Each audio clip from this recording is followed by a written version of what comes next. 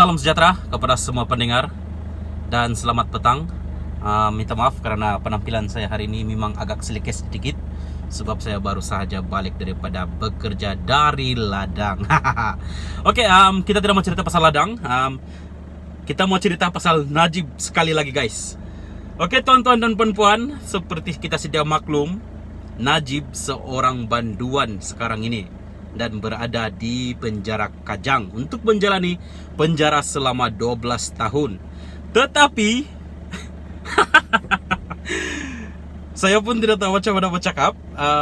Rasa lawak pun ada, rasa terkejut pun ada yang wow, biar betul. Macam tu. Macam mana? Oke lah, kita terus kepada berita ini, yaitu Najib dinamakan calon parlimen pekan.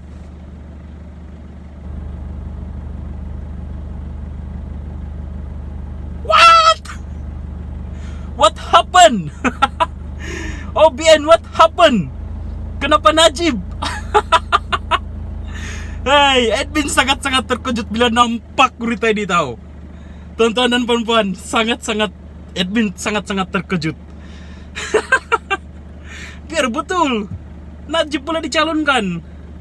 Sebenarnya sih Edwin sendiri pun tidak tahu jika seorang banduan tu boleh dicalonkan dalam PRU kalau mereka sudah berada dalam penjara ataupun menjalani hukuman penjara. Tetapi saya ketawa, bukan ketawa untuk mengetawakan Najib sebenarnya, tapi saya ketawa dengan kita sedia maklum kan, Najib sekarang ini kan dalam hukuman. Tetapi Oke, kita teruskan kepada berita. Minta maaf. Oke, berita ini berbunyi, UMNO bahagian pekan kekal menamakan bekas Perdana Menteri Datuk Seri Najib Razak sebagai antara 5 calon diketengahkan untuk Parlimen Pekan pada pilihan raya umum ke-15 ini. Boleh tahan Najib nih, boleh tahan. Najib yang juga menyandang kerusi itu kini sedang menjalani hukuman penjara 12 tahun selepas Mahkamah Persekutuan mengekalkan sabitan hukuman ke atasnya berhubung kes SRC International Sendirian Berhad. Timbalan Ketua UMNO bahagian pekan, Zamri Ramli, mengesahkan nama Najib antara 5 calon dikemukakan bahagian itu untuk diserahkan kepada pucuk pimpinan Barisan Nasional. Jadi sahlah. Berita sebelum ini ada satu pertanyaan daripada peguam Najib sendiri yang mengatakan, dia bertanya macam ni, bolehkah Najib bertanding ataupun dinamakan calon? Hari ini terungkai akhirnya.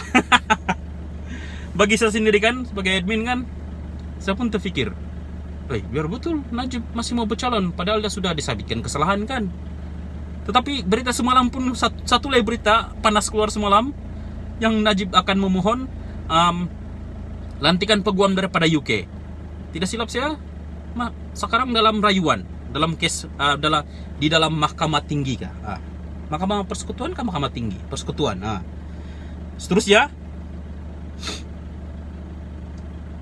beliau juga menolak jangkaan ramai pihak bahagian itu akan menamakan 2 anak Najib, Datuk Nizar Najib atau Noriana Najwa, bertanding di kerusi berkenaan. Tiada perancangan meletakkan anak Datuk Seri Najib untuk bertanding di Parlimen Pekan jika beliau tidak layak bertanding. Sebaliknya, sesiapa yang dipilih bertanding di situ nanti akan menyerahkan kembali kerusi Parlimen Pekan kepada Datuk Seri Najib selepas mendapat pengampunan. Wow. Boleh tahan. Kira putih mata lah bagi mereka tu yang siapa yang menang di sana. Jika calon nanti itu berasal daripada BN juga dan menang, kira putih mata lah jika Najib diampunkan. Katanya seperti dilapor dalam FMT yang memetik utusan Malaysia.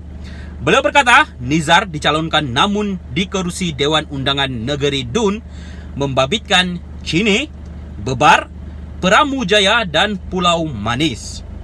Pada 23 Agustus lalu, Mahkamah Persekutuan mengekalkan hukuman penjara 12 tahun dan denda Rm210 juta ringgit terhadap Najib yang didapati bersalah menyeleweng dana Rm42 juta milik International Sendirian Berhad.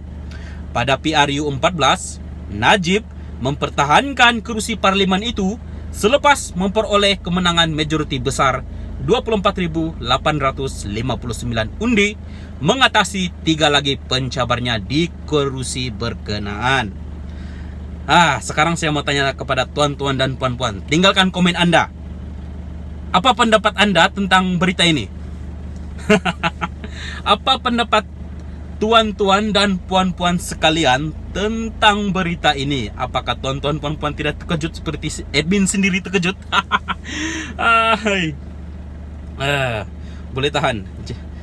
Jika ini berlaku, saya rasa tidak mustahil satu hari nanti ada seorang banduan nak bertanding seperti Najib Razak juga. Aduh, boleh tahan berita ini, boleh tahan. Najib Razak pun boleh tahan. Kira ada ini kan seperti yang dikatakan dalam berita-berita sebelum ini kan, Najib banduan tidak sedar diri. Bukan admin yang kata, berita sendiri yang cakap. Oke, terima kasih karena menonton dalam channel ini. Sentiasa teruskan bersama dalam channel ini. Terima kasih karena telah support. Nantikan berita yang seterusnya. Terima kasih.